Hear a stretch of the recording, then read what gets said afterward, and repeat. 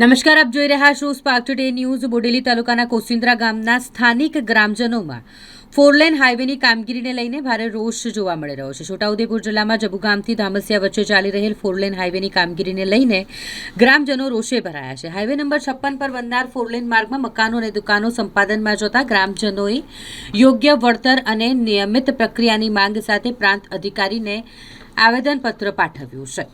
છોટાઉદેપુર જિલ્લાના જબુગામ અને ધામસિયા વચ્ચે નેશનલ હાઈવે નંબર 56 પર ફોરલેન માર્ગ બનાવવાની કામગીરી ચાલી રહી છે। આ કામગીરી દરમિયાન રોડ પાસે આવેલા અનેક મકાનો અને દુકાનો સંપાદનમાં જતા હોવાને કારણે કોસિન્દ્રા ગામ પાસેથી પસાર થતા રોડની બાજુમાં આવેલ પાક્કા મકાનો અને દુકાનો નેશનલ હાઈવેની કામગીરી અંતર્ગત સરકાર દ્વારા સંપાદન કરવામાં આવ્યા। દુકાનો અને મકાનોના માલિકોને દુકાન અને ઘર વિહોણા બનવાની ભીતિ સતત સતાવી રહી હોય તેઓ હાલ ભારે મુશ્કેલીમાં મુકાયા છે અને આની સીધી અસર લગભગ 500 પરિવારોને થશે તેમ ગ્રામજનોનું કહેવું છે। તેઓના આક્ષેપ છે કે જે જમીન ધારકોને અગાઉથી કોઈ પણ જાણ કર્યા વગર અને યોગ્ય માહિતી આપ્યા વગર હાઈવે ઓથોરિટી દ્વારા કામગીરી હાથ ધરવામાં આવી છે, જેના કારણે અસરગ્રસ્ત પરિવારોમાં ભારે રોષ જોવા મળી રહ્યો છે। અમારી એ માંગ અમારે 2 ઘર છે, 2 દુકાનો છે, બધાના ઘર મકાન રોજગાર છીનવાય છે।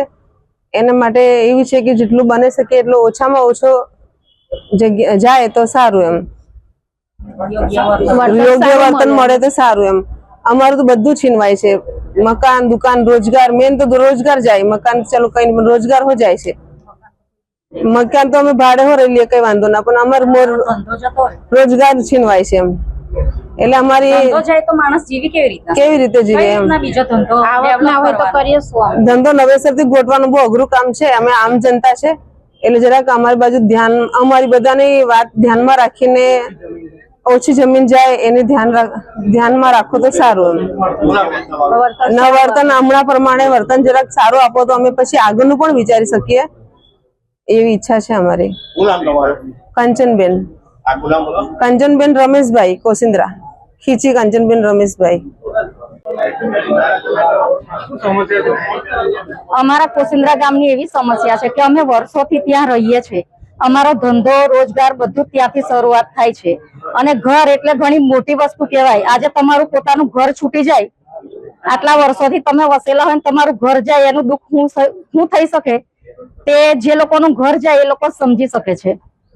બીજું કે અમને જે વળતર મળે છે એ હાલની કિંમત પ્રમાણે મળતું નથી, તો અમે સરકાર શ્રીને વિનંતી કરીએ છીએ કે અમને હાલની કિંમત પ્રમાણે વળતર મળે અને બને તેટલો પ્રયત્ન એવો કરે કે અમારી ઓછામાં ઓછી જગ્યા જાય અને અમારું જે ડેવલપ થયેલું છે એ બધી જગ્યા ઓછી જાય અને અમે લોકો સ્થાનિક છે ત્યાંના, તો ત્યાં અમારો જે ધંધો છે એ જાળવીને અમે લોકો શાંતિથી ત્યાં જીવી શકીએ। કેમ કે આજે આટલા સમયથી અમે રહીએ છીએ ને નવેસરથી અમારી બીજી જગ્યા પર જઈને જે ધંધોની શરૂઆત કરવાની એનું ડેવલપ કઈ રીતના થાય એ ઘણો અમારા માટે કઠિન પ્રશ્ન છે અને અમારે ક્યાં જઈને રહેવું, કોને અમારા પ્રશ્નની રજૂઆત કરવી। તો સરકાર શ્રી આ વસ્તુને થોડું ગંભીર રીતે લે અને અમારા પ્રશ્નનું નિરાકરણ જરા શાંતિથી વિચારીને અમારા છોકરાઓના ભવિષ્યને ધ્યાનમાં રાખીને લે એટલી જ અમારી વિનંતી છે। એટલા માટે આજે અમે લોકો અહીંયા બધા ભેગા થયા છે અને રજૂઆત કરી છે। ઠાકોર લક્ષ્મી કોસિન્દ્રા।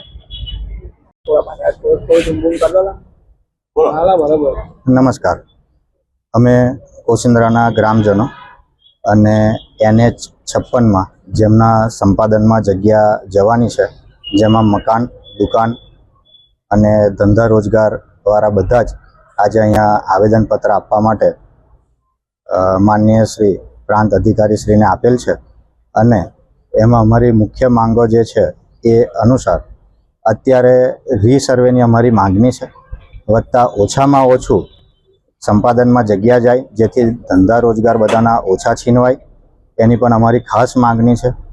એ સિવાય અમને 2022 અનુસાર જે કંઈ જંત્રી અને એના પ્રમાણે જે ચૂકવણું કરવામાં આવવાનું છે હજુ આવેલ નથી, પણ જે સંપાદન કરવા માગે છે એ નવી જંત્રી અને હાલમાં 2026ના બજાર ભાવ પ્રમાણે ચૂકવે એવી અમારી માગણી છે। એ સિવાય અમારા ગામમાં વર્ષોથી એક પાણી નિકાલનો પ્રશ્ન છે, જે કોસિન્દ્રા હાઈવે NH અત્યારે છરકે છે ત્યાં ચોકડી ઉપર પાણી ખૂબ ભરાઈ જાય છે, એ પણ સોલ્યુશન એમના સ્ટ્રક્ચરમાં લે એ અમારી માંગ છે। એ સિવાય આ બધાના જ ધંધા રોજગાર વધારે જગ્યા સંપાદન કરે તો જ જાય એમ છે. તો મિનિમમ જેટલી જરૂર છે એટલું એ સંપાદનમાં લે એવી અમારી ખાસ માંગ છે. અને વળતર નવા પ્રમાણે અને બજાર ભાવ પ્રમાણે આપો એવી માગણી છે. હેમંત પટેલ.